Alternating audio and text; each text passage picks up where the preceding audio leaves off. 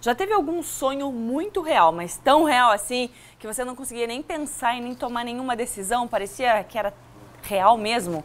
Segundo especialistas, enquanto nós dormimos ou estamos num estado de relaxamento, nós realizamos as projeções conscientes. Mas de que forma isso influencia na nossa vida quando a gente está acordado? Denilson Krieger, que é especialista nesse assunto, está aqui para explicar para a gente. Denilson, seja bem-vindo, tudo bem? Obrigado, Gisele. Tudo certo. É uma grande oportunidade, a gente está vindo aqui para trazer e explicar um pouquinho melhor o que é essa tal da experiência fora do corpo ou projeção consciente. É um assunto e um fenômeno que às vezes acontece com as pessoas, mas elas não têm conhecimento e acabam se assustando. Né? Com certeza. Podem confundir com um sonho. Então é interessante a gente diferenciar, até porque a gente pode tirar proveito disso. Né? Ah, isso que a gente quer saber. Mas tá, como é que acontece essa projeção, essa história que a gente fala de experiência fora do corpo? Isso, então. A experiência fora do corpo, a gente estuda ela pela projeciologia, que é uma especialidade da conscienciologia. Então, antes, para explicar um pouquinho melhor o que é essa ciência conscienciologia.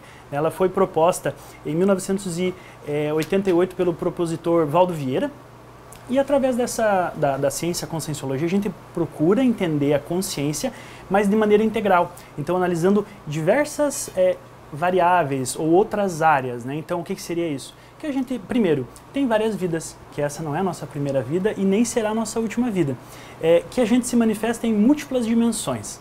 Então, agora aqui a gente está na dimensão física, mas ao mesmo tempo a gente está interagindo em dimensões energéticas, em outras dimensões, em dimensões extrafísicas também, né?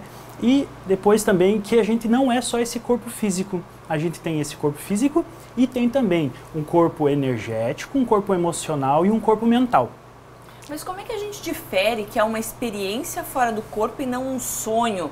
Como é que a gente difere isso para entender que a gente está tratando de uma energia e não só de uma questão de estou sonhando, como normalmente acontece? Isso. Então, a experiência fora do corpo ela é mais comum do que a gente, por vezes, possa pensar. Né? Então, até quem está assistindo aí pode ser que já teve uma experiência fora do corpo, pode até suspeitar, mas ainda não tem conhecimento para enquadrar ela. Né? Então, qual que é a nossa hipótese de pesquisa aqui? A gente trabalha com ciência, a gente trabalha com experimentação e com pesquisa. Então, a nossa pesquisa, ela traz a hipótese de que a gente tem 4 corpos. E quando a gente dorme, relaxa, a gente acaba descoincidindo do nosso corpo físico, então a gente tem uma experiência extracorpórea. Então a gente sai com o psicossoma, que também em outras linhas é chamado, por exemplo, de espírito, alma, né? Então a gente sai, existe uma ligação ali que é uma ligação energética entre os dois, e aí a gente vai ter uma experiência fora do corpo. Por vezes a gente acaba confundindo com sonho, porque é o que a gente faz quando está dormindo, né? Mas existem algumas características que podem diferenciar. Então, por exemplo, num sonho é como se uma historinha fosse contada pra gente. Né? É um processamento que o nosso cérebro faz para reorganizar a memória e até um processo de desintoxicação. E quando a gente se projeta, é uma experiência vivenciada. Então ela tem começo, meio e fim, muitas vezes. Ela tem mais vivacidade. Então é como se a gente estivesse aqui conversando agora, porque é uma experiência real. Então sabe quando a pessoa diz, tive um sonho muito real essa noite? Pode ter sido uma projeção. Olha. E também, quando a gente está projetado, a gente não está com esse corpo físico aqui. Então, a própria relação nossa com o ambiente também muda. Então, a gente pode passar a parede, a gente pode sair voando, a gente pode esticar os membros, mudar a forma, mudar a roupa que está vestindo. Então, até está muito na moda a questão dos super-heróis, né? Muitos deles podem ter vindo por influência aí, né? Até uma certa inspiração das experiências fora do corpo. De alguma projeção. Exatamente. Mas me diz uma coisa, Denilson. A partir do momento que eu consigo controlar isso, fazer essa projeção, ter essa experiência fora do corpo, o que isso pode trazer para minha vida quando eu estou acordada para me fazer bem, para trazer benefícios para minha vida? Isso acontece? Muito bem. Sim. O principal objetivo do nosso trabalho, da conscienciologia, a proposta dessa ciência é que seja uma ciência prática. Então, tudo que a gente traz de informação, o ideal é que a pessoa que receber essa informação já vá aplicar no outro dia. Então, é isso que a gente quer que aconteça.